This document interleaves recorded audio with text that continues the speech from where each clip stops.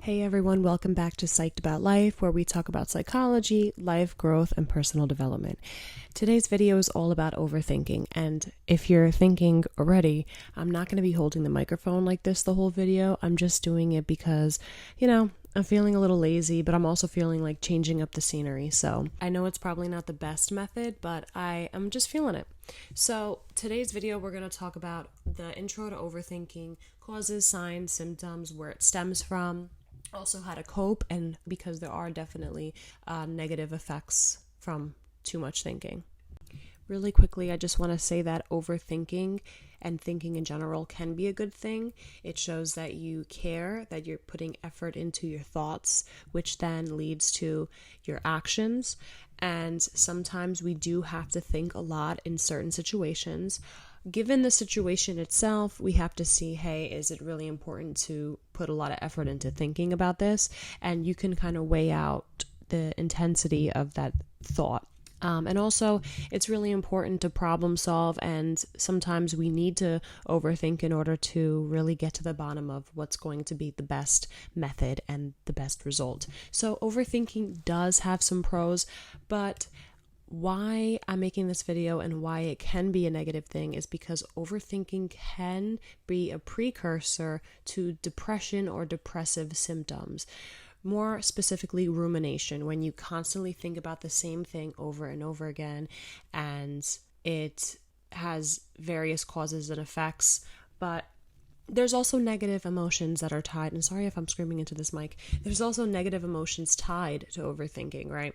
It can make you feel hopeless, helpless, can make you feel bad because you're lacking whatever motivation, you're having whatever negative thoughts, you feel anxious and worried because depression and anxiety are like sisters, they come together. And you don't want to be in this prolonged negative emotional state. So of course, overthinking is negative. We're just going to talk a little bit more about what it is and what it's all about. So people tend to overthink when they're stuck processing something and interpreting something, and you can say, oh, it's because I'm a perfectionist, or I'm very worried and anxious about the turnout of something, or that you feel pressured. Whatever the case may be, you're just spending a lot of time stuck in that constant state of thinking, but in reality you're not really getting much done because you're just thinking, right? And if you're stuck thinking, it's really hard to pay attention to your environment, and that's why it can be a bad thing to overthink. You're not really in the moment, you're not really appreciating or really, surveying your environment. You're kind of just in a state of thought. You're just thinking, and your mind is really focusing more on the problem than actually the solution. So unless you're really trying to plan it out and trying methods to help you process through that thought, right, that thought process, you may just be in that state of mind for a prolonged time, which is not good. According to Psychology Today, I was just doing some research, there's 3 origins of overthinking. We look at interpersonal dynamics, we look at sense of self issues, self-confidence, and self-reassurance, how you feel about yourself, and also weird worries, quote unquote, which can honestly be specific to the individual and may come from trauma from the past and stuff that you really haven't reconciled from, and you get stuck, like I said in the past videos, that stagnant energy of stuff that you've kind of repressed over time and have not let go of. So the first one, interpersonal dynamics, it's really that thought process of caring about the relationships with other people close to you and meaningful relationships, like how you care to take responsibility, you attempt to understand your loved one's perspective, and you're very conscientious, you worry about how they feel about you. That can turn into something negative if there's a lot of overthinking, or more so with someone that's emotionally unavailable and isn't on the same page as you. Now, why would that be bad to be the overthinker and dealing with an emotionally unavailable person?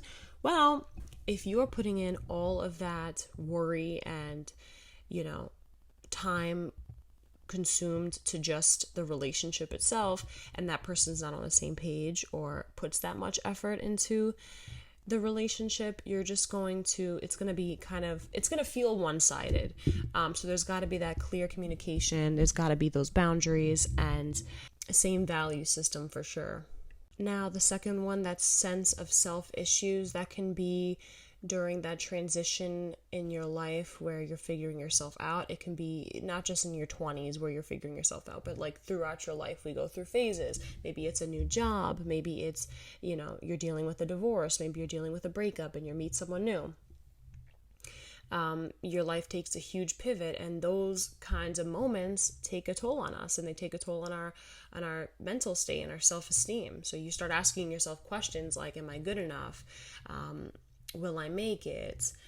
Am I doing the right thing? Questions like that, and you get that sense of self-doubt. You question yourself, and you really start to overthink.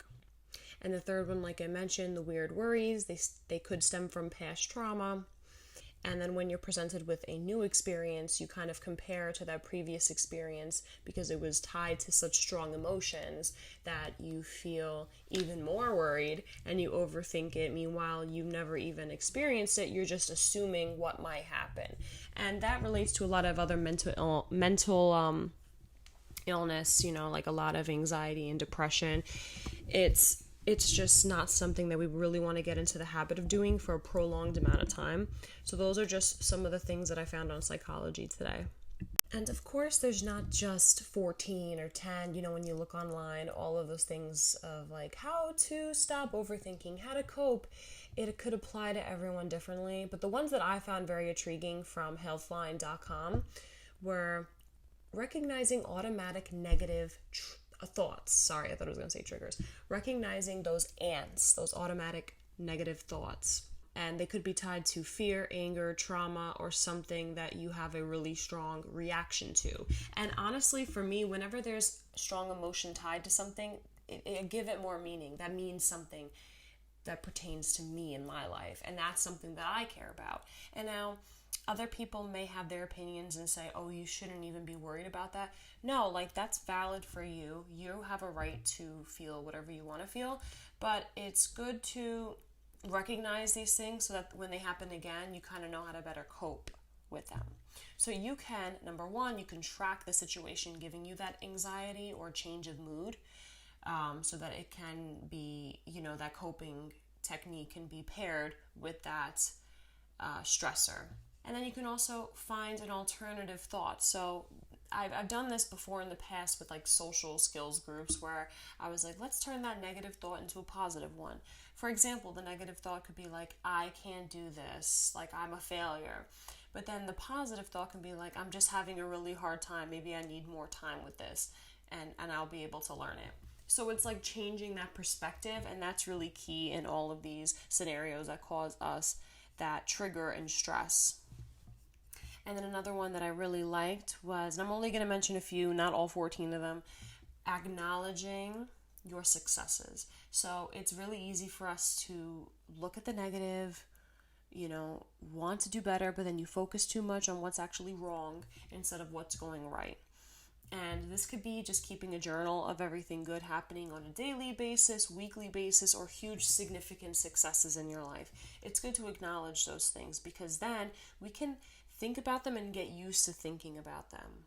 It's helpful to refer back to those positive thoughts when you have yourself spiraling. It's good to say, well, you know what? I actually was good at that.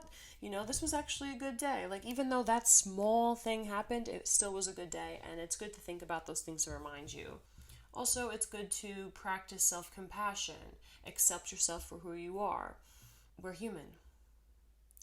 It's normal to make mistakes. It's normal to do something that could embarrass yourself. We're not perfect. No one is perfect. Some people just don't like to be open about it, and they put on a whole act. Meanwhile, they're actually feeling negative inside. So it's you have to stop putting so much emphasis on your failures, and you have to also have some compassion for yourself. Your love for yourself is the first thing. Right? That comes first, because if you aren't okay within, you can't win. That there's a line in Fugees. It's one of the things. Anyway, acknowledge your feelings are true for you in the moment. That is a huge thing. We always try to seek other people's advice, say, hey, this happened to me, should I feel this way? No, feel how you want to feel, okay? They're not experiencing what you're experiencing. They haven't dealt with all the same things that you have in the sequence that you felt it. You're right for feeling the way you do. Now, do you want to let that ruin your day? Do you want to let that define who you are? Do you want to stay in that negative mindset? No. But it's okay to be upset in that given moment in time. And the last thing I'm going to mention is asking for help. Now, how does this apply to overthinking?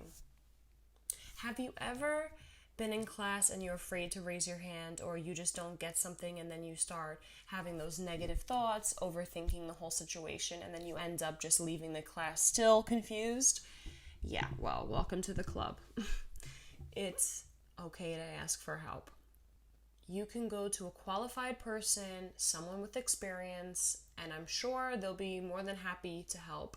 And if they're not, you can go to another person. There's always someone out there. There's 8 billion, I'm sure there's like 9 billion at this point, people in the world. There's got to be someone that is willing to help you in some way.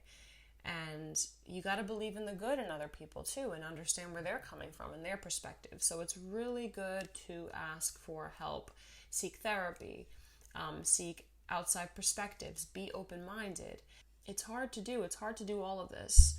And I might do another video on rumination because it's a little bit it's similar to overthinking, but it's slightly different. So we may do that because I myself have experienced rumination, and I think some of you may have also. And that'd be really cool to look into. All right, so thank you so much for watching today's video. I hope you guys all enjoyed. Stay tuned for more videos. I'm planning on throwing out another video next week. And yeah, please like, share, subscribe, and hit that bell notification. And yeah, peace out.